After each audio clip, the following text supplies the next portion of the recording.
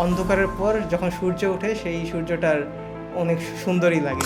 সফল শিক্ষার্থীদের মুখে সফলতার গল্প শুনতে কার না ভালো লাগে।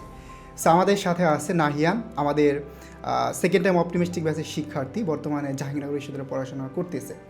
So Nahiyan, second time preparation নেওয়াটা অনেক টাফ ছিল। তো সেকেন্ড টাইম প্রিপারেশন নেওয়ার পর যখন তোমার রেজাল্টটা হলো, স্পেশালি তখন তোমার অনুভূতিটা কেমন ছিল বা তোমার বাবা মায়ের অনুভূতিটা কেমন ছিল? এই অনুভূতি বলে বোঝানোর পর না, যে প্রথমবার যখন হয়নি এর কষ্টটা কিন্তু সব দিক থেকে লাগে, শুধু নিজের কষ্ট না, নিজের ফ্যামিলির অনেক এক্সপেকটেশন থাকে, নিজের স্যার অনেক কাছের মানুষ অনেক এক্সপেকটেশন থাকে, সেটা যখন পূরণ করতে পারি না সেই জেদ থেকে আবার সেকেন্ড টাইম যুদ্ধে নামা, যে আমার কিছু একটা অ্যাচিভ করতে হবে, আমাকে প্রুফ করতে হবে যে আমি ভালো মতো পড়েছিলাম, হইতে পারে কিছু ছোটোখাটো দুর্ঘটনার কারণে আমি মিস করে গিয়েছি। এই ভুল থেকেই সেকেন্ড টাইম জার্নিতে আসা। আর অন্ধকারের পর যখন সূর্য ওঠে সেই সূর্যটার অনেক সুন্দরই লাগে, দৃশ্যটা অনেক সুন্দরই। হ্যাঁ, রাইট। সো তুমি তাদের পেইড ব্যাচের শিক্ষার্থী ছিলা, তো বিশেষ করে আমাদের ক্লাসগুলো কেমন ছিল? ক্লাসগুলো তো অবশ্যই ভালো ছিল। স্পেশালি আমি যদি বলি যে এক্সামে 1-2 দিন আগে ভাইয়ারা যে ম্যারাথন ক্লাসগুলো নিয়েছিল সেগুলো এক্সেপশনালি ভালো ছিল, এবং কিছু কোয়েশ্চেন তো ডিরেক্টলি কমন পড়েছে।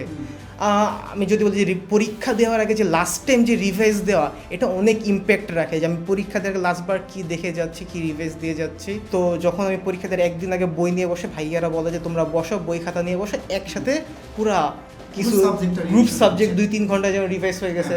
দেন এমনকি জিকে ক্লাস ফাদ ভাইয়ারা 12 ঘন্টা পর্যন্তও নিয়েছে, মাঝে মাঝে ব্রেক দেওয়া হয়েছে।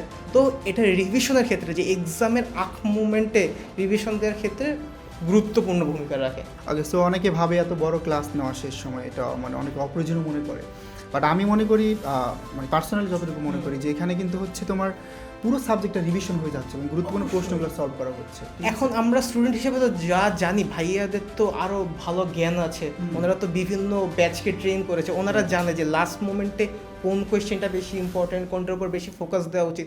ভাইয়ারা কিন্তু সব কিছু পড়ায়, বাট ইম্পর্টেন্ট টপিকগুলো স্পেশালি দেখায় দেয় যে এইটার উপর আমাদের বেশি ফোকাস দেওয়া উচিত, আর যেগুলো হাইলাইট করে দেয় ওইগুলোর মধ্যে থেকে প্রায় কমন আসে। ওকে, গ্রেট। আর এক্সাম ব্যাস নিয়ে তো আমি কি বলবো, এক্সাম বেস থেকে তো কয়েকটা কোয়েশ্চেন হুবহু কমন পড়েছে। দেন বলবো যে প্র্যাকটিস করার জন্য এক্সাম ব্যাচ এগুলো পারফেক্ট। আমি যখন খুশি, যেই মোমেন্টে চাই, রাত্রে চাই, দিনে চাই, বিকালে চাই, আমি যে কোনো মোমেন্ট আমার ভালো লাগা অনুযায়ী এক্সাম দিতে পারবো, আর এক্সামগুলো বারবার দিতে পারবো। আমি কোনো টপিক রিভিশন দিয়ে আবার এক্সাম দিতে পারবো, আবার ফুল সাবজেক্ট রিভিশন শেষে আবার এক্সাম দিতে পারবো।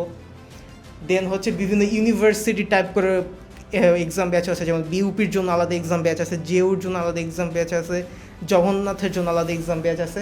এগুলো বিভিন্ন ইউনিভার্সিটির কোয়েশ্চেন প্যাটার্ন অনুযায়ী করে, যারা কোন টপিক থেকে বেশি কোয়েশ্চেন করে থাকে ওই অনুযায়ী কোয়েশ্চেন করা। ওকে, সো কোন সাবজেক্টটা সবচেয়ে বেশি চ্যালেঞ্জিং ছিল তোমার জন্য? আমার জন্য সবথেকে বেশি চ্যালেঞ্জিং ছিল ইংরেজিটাকে এডুকেশন যেটা বলবো যে 30 দিনের ভোকাবুলারি, দেন 30 দিনের মেমোরাইজিং পার্ট করে ভাগ করে দিয়েছে। এইটা বেস্ট রিভিশন প্ল্যান ছিল, 40 days রিভিশন প্ল্যান ছিল, এটা অনেক কাজের। এটা ফলো করলে আর পার্সোনালি নিজের চেষ্টা না করলে কোনো কিছু সম্ভব না, এটা অনেক হেল্পফুল ছিল। আচ্ছা, তুমি কি মনে করো যে আমাদের এই বছর যে second time optimistic batch launching হতে যাচ্ছে, সো একজন স্টুডেন্ট যদি ভর্তি হয়, মানে তোমার জায়গা থেকে সে কতটুকু উপকৃত হবে? এটা অবশ্যই উপকৃত, পুরাটাই নিজের চেষ্টার উপর। বাকি যতটুকু হেল্প দরকার, এক্সাম দেওয়া, কোনটা ভুল, কোন জায়গায় ভুল করেছে ওটা থেকে শিক্ষা নেওয়া, এটা হচ্ছে ভাইয়ারা ভালো মতো দেখা দিতে পারবে।